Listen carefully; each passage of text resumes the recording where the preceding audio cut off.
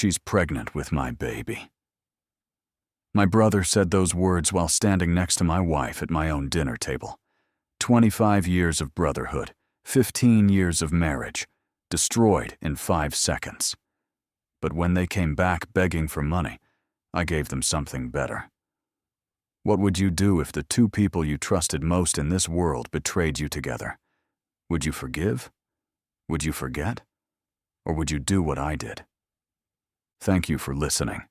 If this story resonated with you, leave a comment below and subscribe to this channel for more infidelity stories and cheating wife stories on YouTube. Let me take you back to where it all started falling apart. March 15th, Tuesday, 6 p.m. I remember the exact moment because I was staring at my watch in the Target parking lot, debating whether to grab flowers for Emma. 15 years of marriage, and I still brought her flowers every week. Path of least resistance to a happy wife, right? Wrong. I walked into my house in suburban Denver, carrying a $12 bouquet and a Chinese takeout bag. The smell hit me first. Mark's cologne. That expensive stuff I'd bought him for Christmas because he said it would help him close deals at his real estate firm. Emma, I called out, setting the food on our granite countertop, the one we'd saved 3 years to afford. Footsteps upstairs. Too many footsteps. Have you ever known something terrible before your brain caught up? That's how I felt climbing those stairs, each step heavier than the last. The bedroom door was cracked open, and through it, I saw my brother pulling on his shirt, my wife adjusting her dress. The flowers hit the floor. Jack! Emma's voice cracked like thin ice. This isn't... We were just... Just what? My voice came out steadier than I felt. 15 years of marriage, and she couldn't even lie properly. Mark, my little brother who I'd bailed out of jail twice, who I'd given my car to when his got repossessed, he just stood there with this look. Not guilt, not shame. Something worse. Satisfaction. How long? I asked. Does it matter? Mark buttoned his shirt like we were discussing the weather. How long? Emma crumbled onto our bed where we'd conceived our daughter, where she'd nursed me through pneumonia, where we'd planned our future. 6 months. 6 months.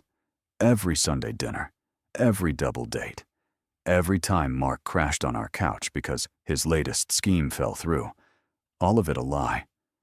You knew I loved her first. Mark said, and there it was, 25 years of resentment spilling out. Back at Colorado State, I introduced you to. But just like Dad's business, just like Sarah calling you Daddy first, you had to have her too. She's my wife. Not for long. He actually smiled. Oh, and Jack?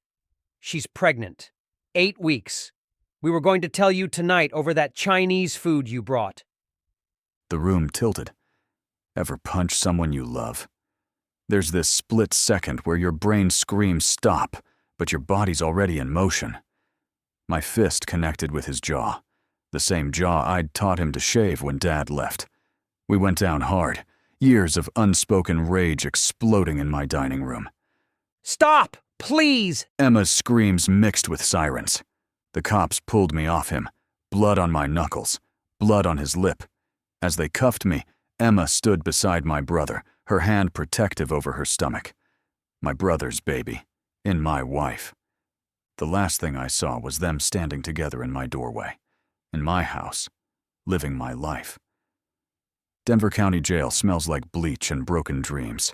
I sat there for 8 hours, replaying every sign I'd missed. Her new yoga class that ran late. Mark's sudden interest in home improvement. The way they'd look at each other when they thought I wasn't watching. Walker? Someone posted bail. I expected my lawyer. Instead, Rachel stood there, my business partner at the investment firm.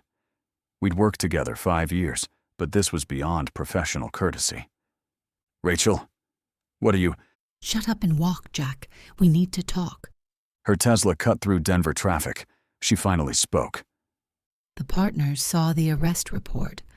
Domestic violence doesn't look good. I'm fired. You're on leave, but Jack, there's something else.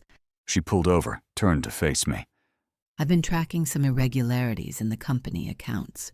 Your brother's been accessing your computer. He's been stealing information, making trades. I have proof. The hits kept coming. How long have you known? 3 months. I was building a case, but I needed solid evidence. Her hand touched mine. Jack, I'm sorry. I should have told you sooner.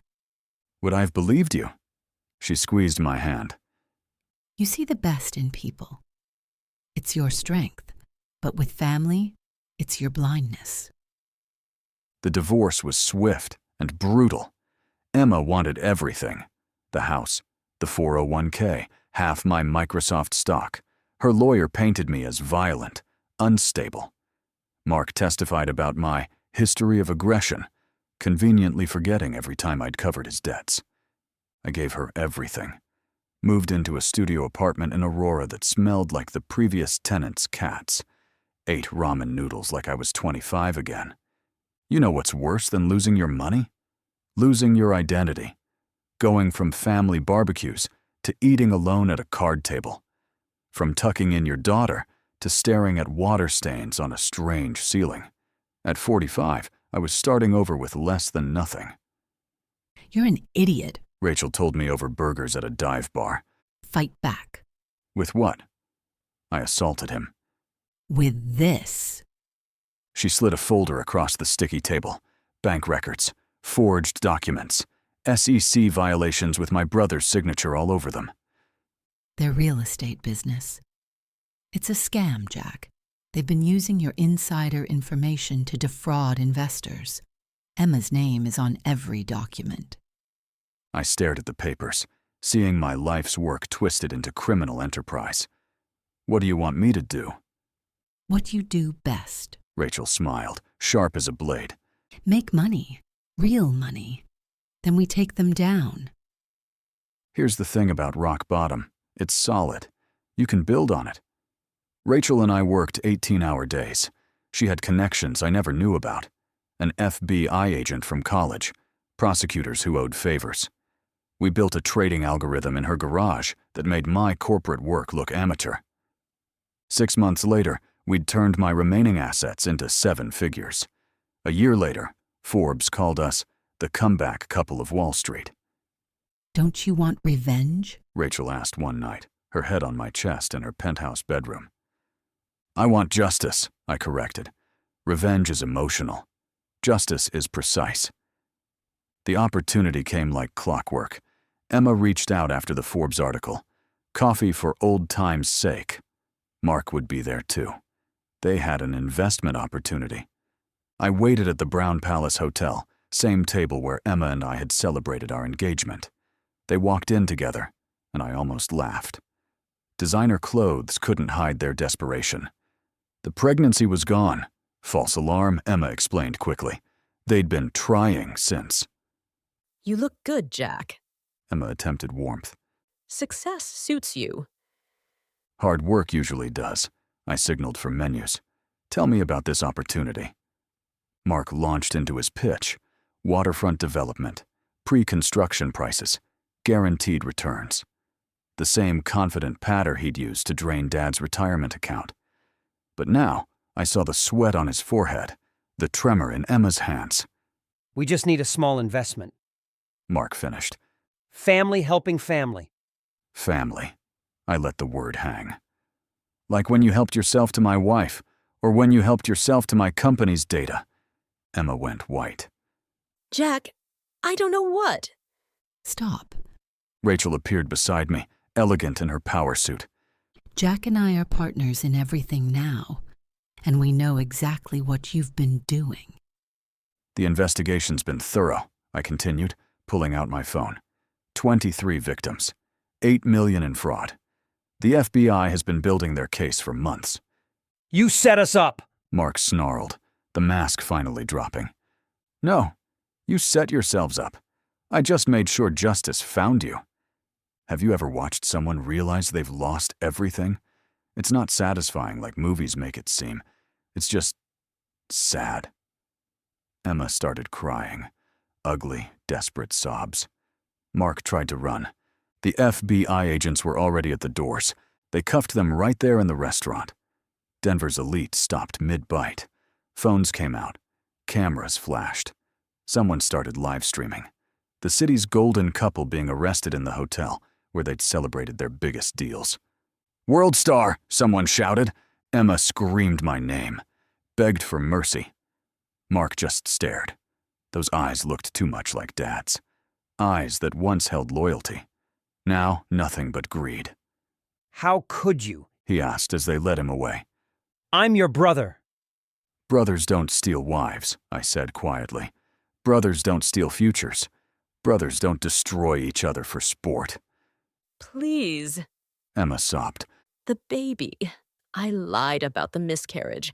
I'm still pregnant. Your nephew, Jack. Please. The entire restaurant was watching. Recording. This would be on social media within minutes. Their humiliation complete and permanent. For a moment, just a moment, I wavered. Then I remembered 15 years of love reduced to 6 months of hotel rooms. 25 years of brotherhood sold for quick profits. Your child will be better off without you, I said, just like I am.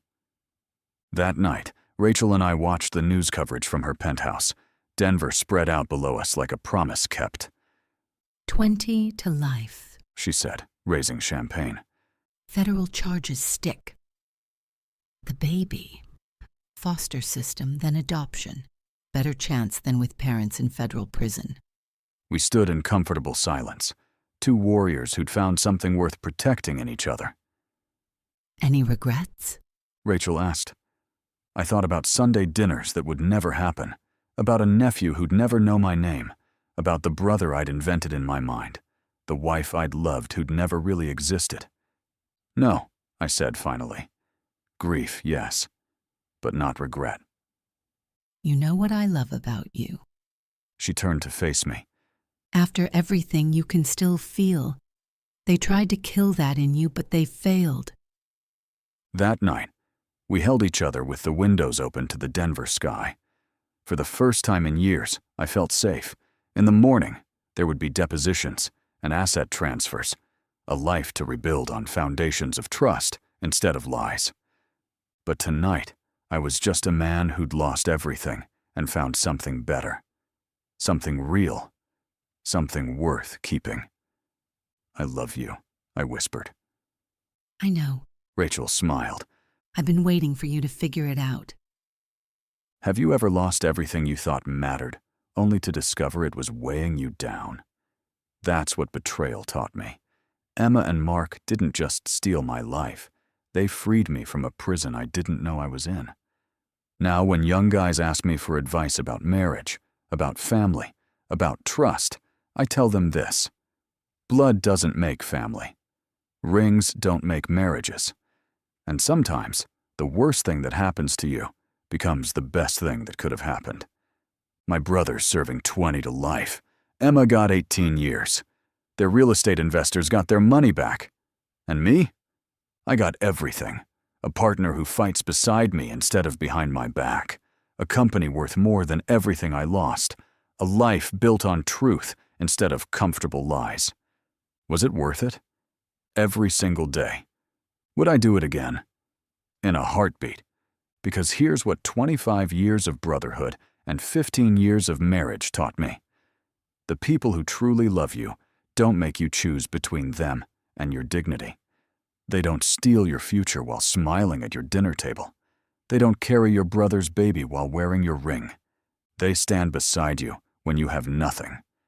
They fight for you when you've forgotten how to fight for yourself.